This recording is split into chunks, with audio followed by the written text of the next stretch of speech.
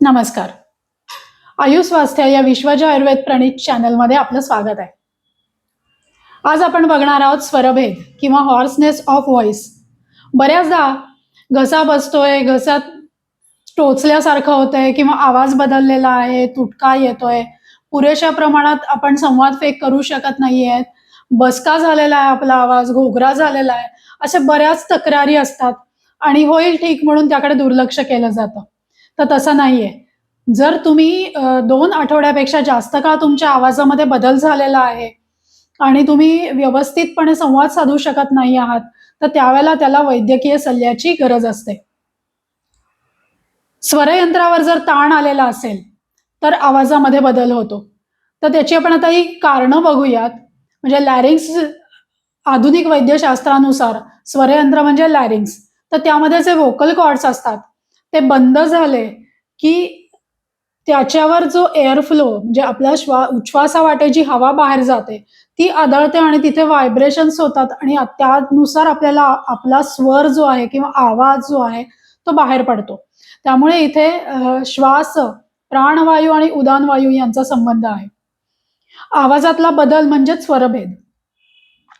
तर क्षीण स्वर, सन्न, तुटका, खरखरीत, घोगरा, लो पिच, आवाजच बाहेर पडत नाहीये, अशा पद्धतीची जी अनेक लक्षणं असतात, ती स्वरभेदामध्ये दिसून येतात. किंवा अन्न गिळायला त्रास होतो, घशात टोचल्यासारखं वाटतं, आतमध्ये काहीतरी अडकल्यासारखं वाटतं, आतमध्ये कफाचा चिकटा जाणवतोय, अशी वेगवेगळ्या पद्धतीची लक्षणं असतात.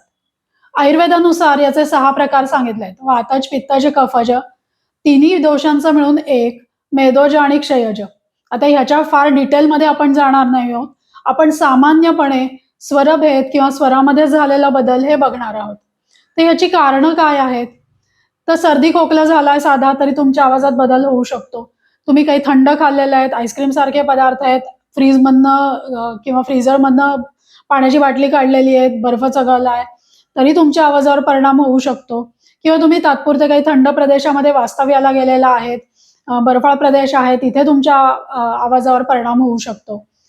किंवा तुमचा व्यवसाय आहे बोलण्याचा किंवा काही कारणामुळे तुमचं दीर्घ काळपर्यंत खूप मोठ्याने असं बोलणं झालेलं आहे किंवा जे पब्लिक फिगर आहेत ज्यांना भाषणं द्यायची आवश्यकता असते किंवा दीर्घ काळपर्यंत ते भाषणं देत असतात, एका पाठोपाठ एक सभा चालू असतात. त्यावेळेला त्यांच्या आवाजावर परिणाम होऊ शकतो. गायक-गायिका आहेत, की ज्यांना लागोपाठ काही कार्यक्रम आहेत किंवा दीर्घ काळपर्यंत गायन करावं लागलं आहे.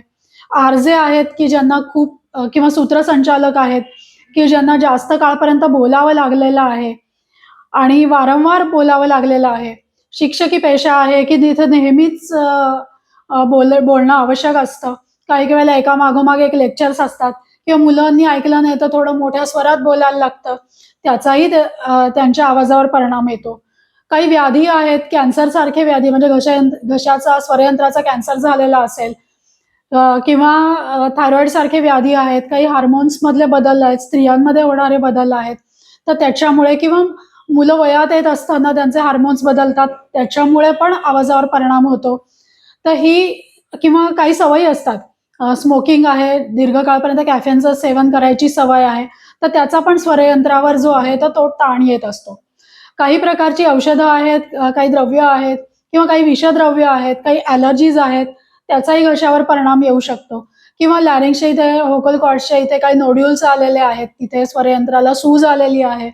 तर त्यामुळे पण स्वरयंत्रावर परिणाम होऊन आपल्या आवाजावर परिणाम होत असतो. तर अशा पद्धतीची विविध कारणं आहेत, की ज्यामुळे स्वरयंत्रामध्ये बिघाड होऊन आपल्या आवाजावर त्याचा परिणाम होतो. तर आता आपण त्याची चिकित्सा बघणार आहोत. तर 2 आठवड्यापेक्षा जास्त काळ जर तुमच्या आवाजातील बदल राहिला, तर तुम्ही लगेचच वैद्यकीय सल्ला घेणं आवश्यक आहे. वैद्यांना दाखवल्यानंतर ते त्याची कारणमीमांसा शोधण्याचा प्रयत्न करतात. जर तुम्हाला काही व्याधी असतील, तर स्वरावरच्या चिकित्सेबरोबरच त्या व्याधीची चिकित्साही करणं आवश्यक आहे आणि ती चिकित्सा तुम्हाला केली जाते. तर त्या चिकित्सेबरोबरच तुम्ही घरी करायचे पण काही उपाय आहेत, जे आता मी तुम्हाला सांगणार आहे. तर सगळ्यात पहिलं म्हणजे गरम पाण्याने गुळण्या करणं किंवा दिवसभर गरम पाणी पिणं किंवा औषधी द्रव्य आहेत, त्यांच्या काढ्यानी गुळण्या करणं सकाळी आणि संध्याकाळी. औषधींनी सिद्ध तेल आहे किंवा तूप आहे, तर त्याच्या साहाय्याने गंडूश किंवा कवल करणं. तर गंडूश आणि कवल ही आयुर्वेदातली एक अतिशय उपयोगी चिकित्सा आहे. तर ते तेल जे आहे ते तुम्ही कोमट करायचंय. तुमच्या तोंडामध्ये ते धरून ठेवायचं आहे. काही एक 4-5 मिनिटापर्यंत किंवा कुळकुळ करायची आहे, गुळण्या करायच्या आहेत त्या तेलाच्या साहाय्याने. ह्याला गंडूश आणि कवल करणं असं म्हणतात. तर ह्याच्या साहाय्याने जो स्वरयंत्रावर ताण आलेला असतो, तिथला वात वाढलेला असतो, तर त्याचं शमन होतं आणि तुमचा स्वर चांगला व्हायला मदत मिळते. त्यानंतर काही चघळण्याची औषधं असतात. औषधी द्रव्यांनी सिद्ध चघळण्याच्या काही गोळ्या असतात, ज्या बऱ्याच जणांना माहिती आहेत किंवा ज्येष्ठमध आहे, मनुका आहे, खडीसाखर आहे. ज्यांना शुगर आहे ते मनुका किंवा ज्येष्ठमध चघळू शकतात. तर ते चघळल्यामुळे थोडासा घशाला आराम मिळतो आणि तुमचा स्वर सुधारायला मदत मिळते. औषधी चिकित्सा तर आपण करून बघायचीच आहे किंवा काही औषधी द्रव्य देतात त्याच्यानी सिद्ध दूध आहे, ते तुम्ही सकाळी किंवा रात्री झोपायच्या वेळेला घेऊ शकतात वैद्यांच्या सल्ल्याने. नस्य चिकित्सा आहे. काही औषधी द्रव्यांनी सिद्ध तेल किंवा तुपाच्या साहाय्याने तुम्ही नस्य करून घेऊ शकतात. म्हणजे रात्री झोपताना नाकपुडी दोन्ही नाकपुडीमध्ये 1-1 किंवा 2-2 थेंब तेलाचे किंवा तुपाचे घालायचे आहेत. त्याला नस्य चिकित्सा असं म्हणतात. तेही तुम्ही घरी करून घेऊ शकतात. तर अशा पद्धतीने अनेक उपाय आहेत. तर ते तुम्ही करू शकतात. घसा शेकायचा असेल तर वैद्यांनी सांगितलं असेल तर कोमट दूध किंवा कोमट पाणी जे आहे त्याच्यात बुडवून कापडाच्या पट्ट्या ज्या आहेत त्या तुम्ही ठेवून घसा शेकू शकतात. आणि जे व्याधी झालेले आहेत त्यांची ही चिकित्सा बरोबरीने करून घ्यायची आहे. आता तुमचा घसा बरा झाल्यानंतर तुम्ही काय करू शकता की तुमचा आवाज चांगला राहील? तर गंडूश आणि कवल नेहमी करायचं आहे. नस्य हे जे आहे ते पण नेहमी करायचं आहे.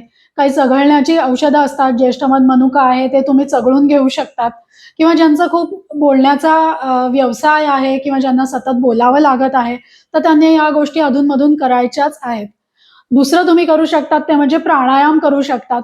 त्यामुळे काय होतं की दीर्घ श्वास घेणं आणि सोडणं यामुळे श्वासावर कंट्रोल येतो आणि तुमची संवाद फेक जो आहे किंवा आवाजाची फेक जी आहे ती सुधारते.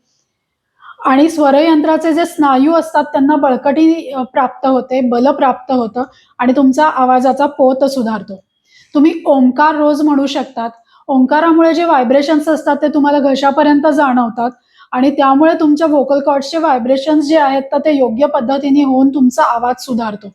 तर या पद्धतीने तुम्ही तुमच्या आवाजावर काम करू घेऊ शकता. तुम्ही जर काही वेगळे उपाय करत असाल तर मला कमेंट करून नक्की सांगा. तुम्हाला जर माझे व्हिडिओ आवडत असतील तर लाईक, शेअर जरूर करा आणि सबस्क्राईब पण करा. नमस्कार.